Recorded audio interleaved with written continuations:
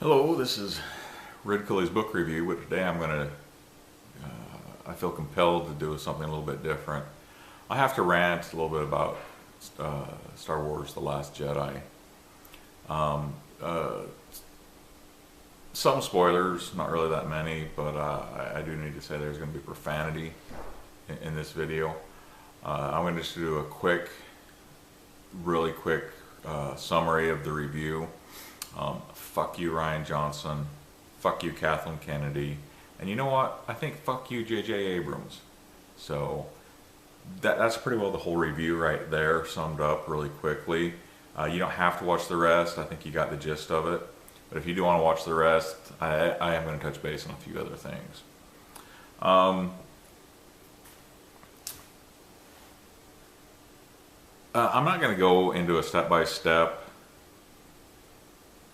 review or rant about what's wrong with the movie. You can pretty well just sum it up by saying everything is wrong with the movie, all the way from who made it, who wrote it, not as much as who acted in it. Some of the actors I think really did their best, but oh my gosh, the lines, the plot, the story, everything, just horrible. But I'm not going to keep going on that. Mahler has done hours and hours of very accurate, very precise reviews on The Last Jedi on YouTube. So I'd say, look up The Last Jedi rants with Mahler. He's hit everything. I think he's got about 6 hours of reviews. He's pissed. Justly so, and he's just went through bit by bit and just almost every scene of the movie, the writing, the politics surrounding it, and he's pretty dead on everything. So I'm just going to point you at him for if you want to see my opinions on what's wrong with the specifics of the movie. The thing I wanted to touch on was the disparity in the professional reviewers and the audience reviews.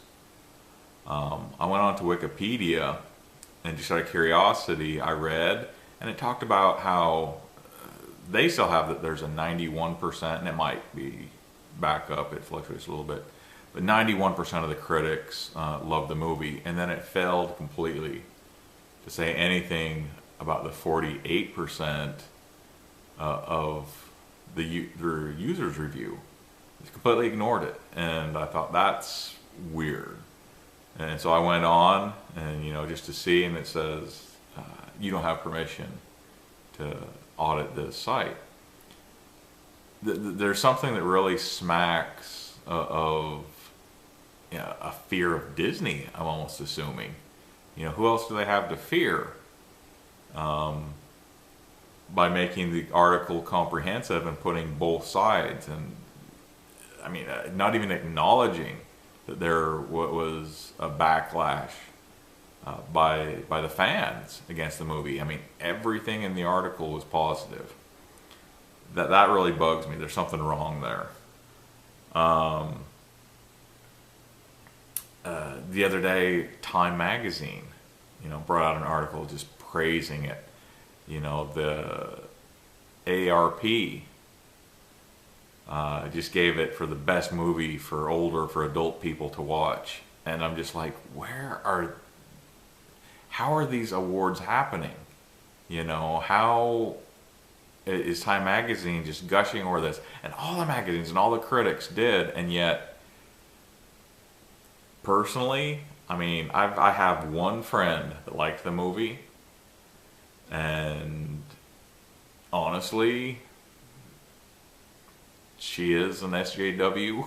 She's my friend, but I don't think she's being objective. She's just jumping on the bandwagon. But if you don't like this movie, then you're sexist, you're racist, you're a horrible person, that has been created by the critics and the media.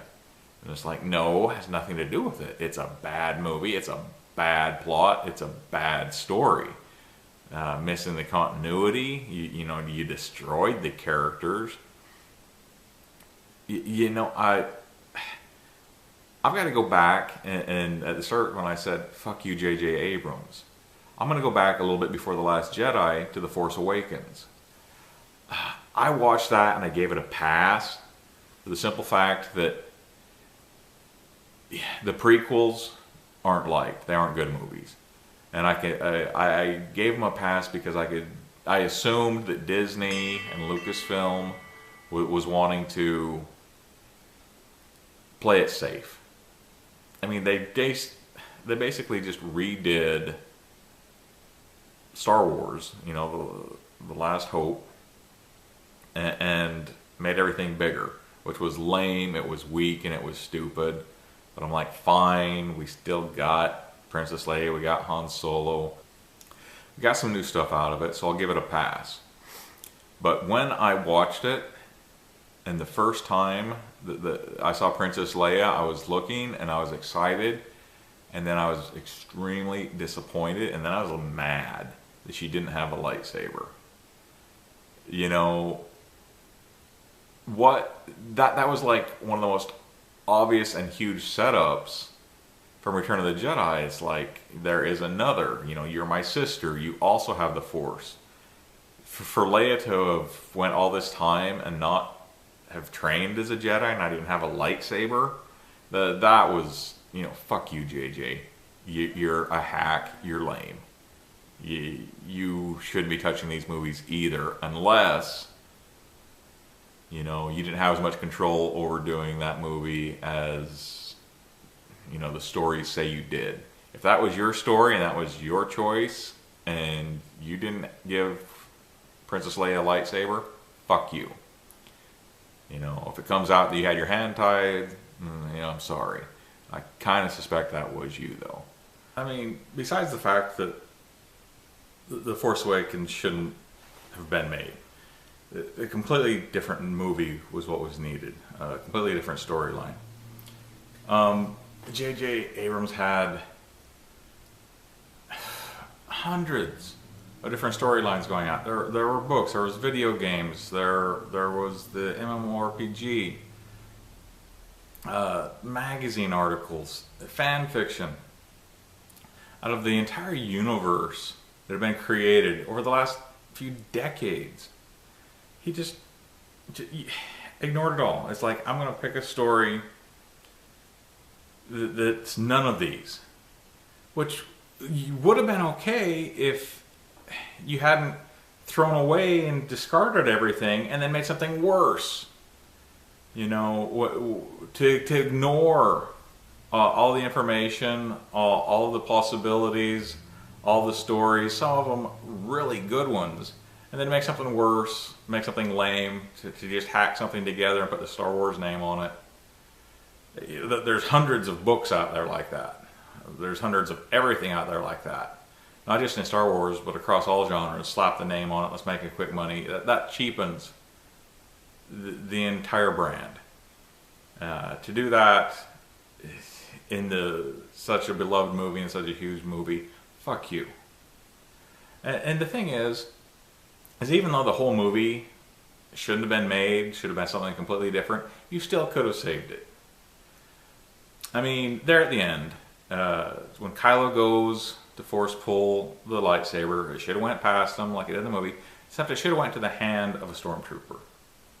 You know, the camera should have pulled around and this stormtrooper should have just lit up the lightsaber, and Rey should have said, "Who are you?" And the stormtrooper should have taken his hat off and said, his helmet off and said, "I'm Luke Skywalker, I'm here to save you." Sets his rifle in the air, pointing at Kylo, pulls out his green lightsaber, fires them both up. Kylo says, you know, "Uncle." And have Luke just look at Kylo and say, "Leia made me promise that I wouldn't interfere, that you would never kill your father, that he could bring you back. I've never been so sad to be wrong." You know, that would have explained why Luke was out of the picture, why he hadn't jumped in to save Han. You know, it would have kind of tied in that Leia, it would have just tied in so many other things. And then the laser rifle starts firing at Kylo. He starts sending him back, sending him off. Luke throws one of the lightsabers, grabs the pistol. He goes after Kylo. And it should be something where trees are falling, lightsabers are going, the pistol's going, Luke's defending everything. It should be Luke, the Jedi Master. Not just the Jedi Master. The Jedi Master he was built up to be. The Jedi Master that he should have been. Should completely outclass Kylo in every sense of the word. Kylo starts sending the bolts instead of back after Luke, sends them at Rey. You know, the blaster rifle stops, Luke catches it like Kylo did at the first of the movie. Kylo sends another couple more of the last ones. You know, the lightsaber falls, the blaster rifle falls. Luke just grabs like all three of them. That Kylo's center at Rey. He looks, Rey's just staring at him. He says, "Move." Rey realizes, you know, the shock is over. She gets out of the way. The blasts go by. Immediately, the pistol's back up. The lightsaber's coming back. Luke's looking around. Kylo's gone. Something like that. That was Star Wars. It's not hard. That one scene could have saved the entire movie. Could have made a completely different setup that Rian Johnson still could have probably destroyed. Obviously. But it would have been harder for him. And at least then when you get the third movie, you could probably just ignore everything. I mean, the only thing that you can possibly do now that would even be acceptable in over half of the fans' eyes would be to have Luke wake up and say, well, that was the dumbest for episode 9. The only way that you could possibly fix everything that's happened now is for Luke to wake up in episode 9 have some kind of force dream saying, that was one of the craziest alternate possibilities I've ever seen. I better go save Han. And completely reboot, ignore that the other two were anything real. I mean, to have them as canon, they're going to have to be rebooted. There's nothing that you can do at this point. Nothing. I mean, J.J. Abrams, as lame as it was, he did set up a lot of different stories, a lot of different plots, a lot of different characters. But the problem was then he handed them off, and this was a stupid idea to start with. He handed them off to another director, Rian Johnson, who, him or Kathleen Kennedy or somebody has just got it in their heads that we have to destroy all Star Wars canon that's gone before so we can start with a brand new slate. It's like, no. You continue on and you build... Plato said of Socrates, it's the responsibility of the student to stand on the shoulders of his mentor, you know, and to look farther, to go farther. You don't destroy what's gone before, you build upon it. Yeah, but no, Rian Johnson destroyed everything. He not only destroyed all the original canon and all the original characters, he destroyed everything that JJ kind of set up and lamely handed off to him. You know, like, I'm going to destroy everything, so it's only going to be my story. And what arrogance and what stupidity. You know, stupidity for JJ. You know, I'm not convinced that JJ handed it off the way he did to be nice. I think he did it because he's not that good. I mean, he does have, you know, a couple of the Star Trek, but he's a hack. You know, the big chance that he's handed Star Wars, and he just took the coward's way out. Like I said, if your hands were tied, I'm sorry. You know, there is a definite possibility that he had marching orders. I don't think he did. I think, you know, when we hear that he had full reign to do what he wanted, he probably did. Though Kathleen Kennedy has fired a bunch of other people for differences. You know, after I seen what she's allowed, and I'm pretty sure she, you know, asked and wanted Johnson to do, it makes me really wonder what these other directors were fired for. You know, because they had good movies, they had real Star Wars, but it didn't fit with her social justice warrior aspect or whatever the hell aspect she's wanting in these movies. You know, there's a possibility that a lot of the blame is on her. I don't think so. I think the blame is squarely on the shoulders of J.J. Abrams and Rian Johnson. J.J. is going to try and fix this next one. He's not going to be able to. He handed it off to Johnson. Johnson killed it, completely destroyed it.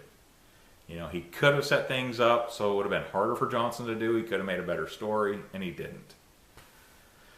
I mean, there are 4 Star Wars movies now. There's the original 3 and Rogue One. Rogue One was actually Star Wars. If we can get some more movies like that, you know, I hope we can. You know, that will build up the Star Wars universe.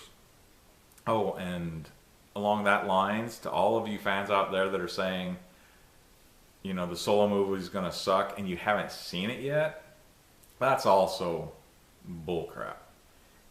You got to know what it is you're saying is going to be horrible. Everybody's expecting it to suck. Everybody's expecting it's going to bomb with really very low evidence. If you're out there wanting it to bomb or expecting it to bomb and you really don't know what it is yet, that's wrong and that's stupid too. You know, you can have your suspicions, you can voice them, but a lot of it embarrasses me to be a Star Wars fan when I hear some of the Star Wars fans saying out there, oh, it's the biggest bomb ever, and it's just like, what are you basing this opinion on? You have no information. You know, there is a burden of proof that you have to overcome before you can start making statements with any credibility. You know, if you're just making stuff up that you want to happen, you're just as bad, you know, as Johnson is saying, well, it was the artistic. This plot doesn't have to make sense as long as the feelings are, whatever. Bite me. You know, we need to get the same directors, you know, the same people that did Rogue One. They have the vision. You know who really needs to be directing these movies or doing these movies, doing the reboot, which is what we really need, is Mark Hamill.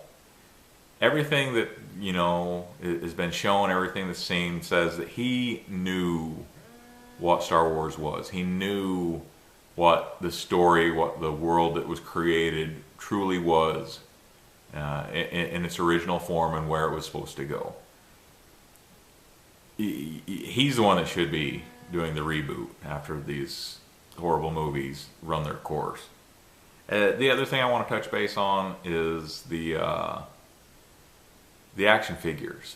You know, I just read that there's an article about how Hasbro is down 21% in the last quarter on its Star Wars sales. And the article was saying, yeah, there was lots of other things going on at Christmas. The market is just feeling fatigued for Star Wars. No, there are 2 things wrong with the action figures and the toys. The major thing actually is that they suck. You're putting out dollar store pieces of crap that fall apart. When you pick them up, they're light, they're cheaply made, the paint's bad, there's no moving parts, there's nothing cool about it. They're cheaply made. Even with the movies sucking, if the action figures and the toys were of good quality, people would be buying them. And then the other thing is the movies do suck. So you wanted to go out and you wanted a Darth Vader, you wanted a Luke Skywalker, you wanted a Han Solo, you wanted everything you could, every action figure they made in the original trilogy, because you wanted little pieces of the magic. You wanted little pieces of the wonder and the amazing awesomeness that the original trilogy gave us. You watch these movies, you don't feel that. I actually look at the Star Wars toys and I roll my eyes and I just scoff. It's just like, I don't want one. Even if it was good quality, I personally wouldn't buy it because I hate the movies. You know, but if they were good quality, a lot of people would be buying it. So fix those 2 things and you'll see your sales jump up. You know, I do need to touch base on Disney also. Disney wouldn't let The Last Jedi be played in a theater unless the theater agreed to run it for 4 weeks. They tied the theater's hands so that if the sales went down, which they did after everybody saw it and looked around and says, oh my Cthulhu, this movie sucks. I'm not going to watch it 7 times. Nobody was going to the theaters, but those theaters had a contract. Star Wars, I don't know what they're doing with the action figures, but there's something definitely wrong there too. Since Disney bought Lucasfilm, the action figure quality has went way down. So I don't know what the correlation is other than the time, how much of an influence Disney's had, if it's them demanding so much more money that the toy companies are trying to make up that money by making a cheaper product, which is stupid on their part, but it's also, Star Wars' fault too for creating that problem. If there's an evil empire, if there's a first order coming out of this whole Star Wars thing, it's really looking like it's Disney. You guys need to back up and take a look and care a little bit more about your customers that you're targeting, the theaters that's going to be taking your films, the toy companies that's going to be making your toys, and try and not just take every possible penny you can and every bit of blood and life you can from them, but I'm not saying you can't make a profit, but you need to be wary and stop taking so much that it's making the theaters lose money, your toy companies produce crap, and your patrons not want to watch your movies. Wake up, back up, see if you can't do a little bit better. Look at Rogue One, listen to Mark Hamill, and get on track, or sell it to somebody that will. That's all I got to say. Have a good one. Bye.